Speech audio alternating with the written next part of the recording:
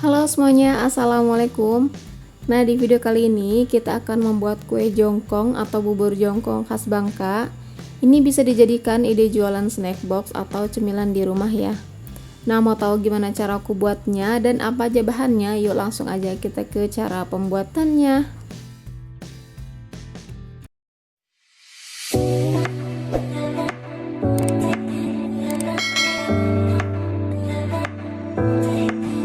Langkah pertama, kita akan buat kuah gula merahnya. Kemudian ini masukkan aja semua bahan yang udah aku sematkan. Kemudian dimasak sampai dia mencair dan mendidih.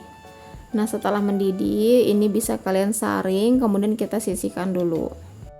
Selanjutnya, siapkan chopper atau blender, atau kalau mau diaduk manual juga boleh. Kalian siapkan wadah bersih.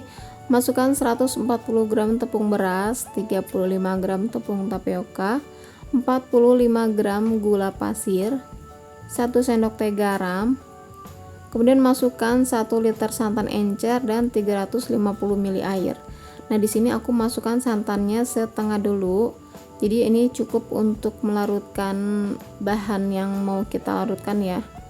Jadi nggak usah kita masukkan semua. Nanti kalau udah tercampur rata baru kita masukkan sisa airnya. Nah, ini udah tercampur semua. Nah, ini cepet banget ya, jadi nggak perlu waktu lama buat mengaduknya. Ini udah tercampur semua. Nah, kalau udah tercampur rata semua, kemudian ini kita masukkan sisa santan dan juga 350 ml air suhu ruang ya. Nah, kalau udah ini kita aduk lagi, kemudian ini kita bagi dua ya. Ini kita bagi dua sama rata.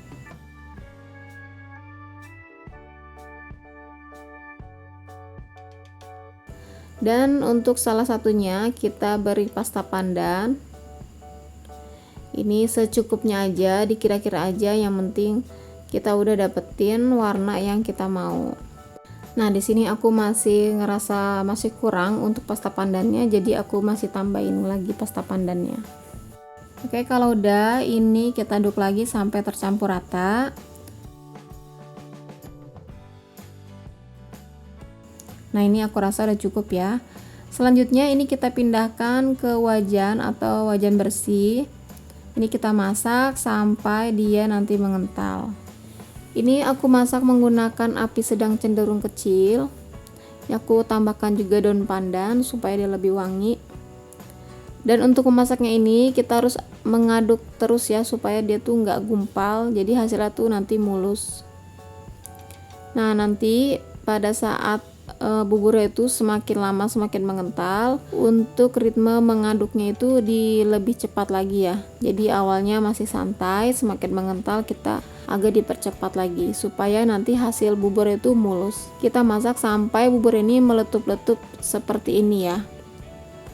Nah, kalau udah ini kita matikan api. Kemudian mumpung dia masih panas belum ngeset, jadi langsung aja kita masukkan ke dalam cetakan. Ini aku menggunakan cup puding untuk tempatnya ya.